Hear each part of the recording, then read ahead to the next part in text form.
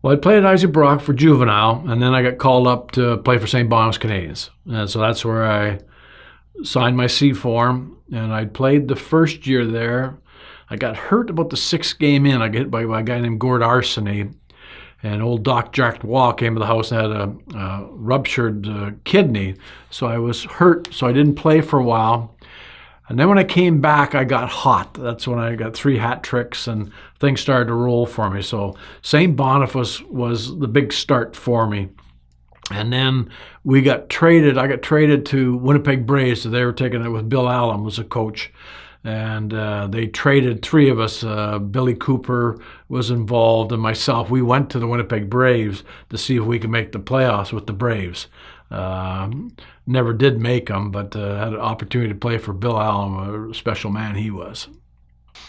Yeah, we had a lot of guys I was impressed with, even like St. Boniface. At that time, Brian Strembisky had been drafted by the Boston Bruins, and Trojack was there at the time. And then we played against Brandon. Brandon with Jake Milford is able to bring players in, and they had Dufour, they had Jerry Kell, they had Tracy Pratt, and Jerry Beep Beep Corp, and they had some great hockey players that always won Manitoba.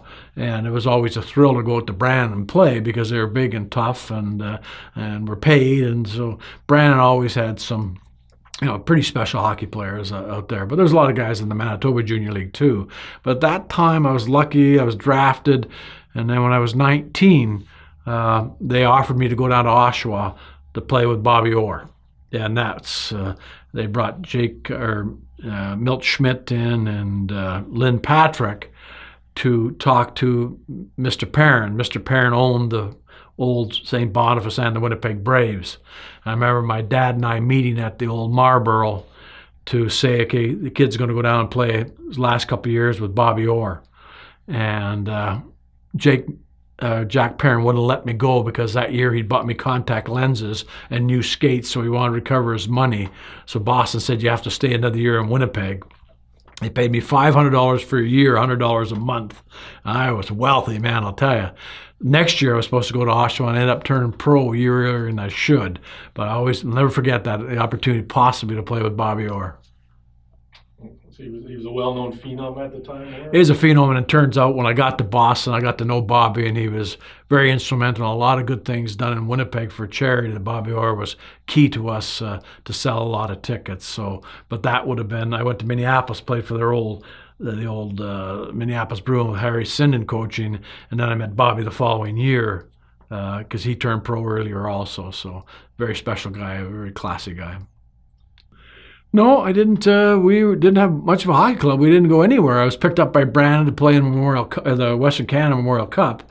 So Rick Best was picked up at the guy, Porky Kitchen from Winnipeg, and we played at Terry Ball. We played for Brandon against Edmonton for the Western Canada Memorial Cup. That was Paddy Quinn and Sather and those guys, and we had Hextalls and stuff like that. So, but we got ran right out of the building at Edmonton, and there's some good stories about Dennis Hextall getting there even with every one of those Edmonton players when he turned pro. But no, we never won anything. So I was lucky. I mean, I was flown to Boston when I was 19 years old to play a game, and that was unheard of at that time.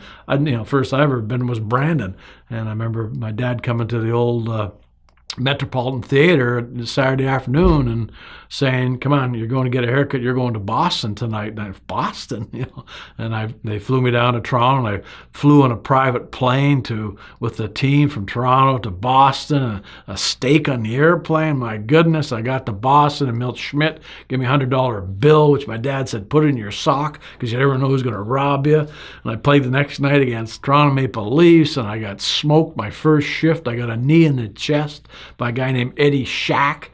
Knocked the breath right out of me. I was a svelte 175 pounds. I sat in the bench, and Leo Boyven looked at me and said, "Keep your head up, kid. This is the NHL." And so, before I even got to the NHL, I had a heck of experience being called up at that time, which was unheard of, to get called up to the National Hockey League at 19 years old.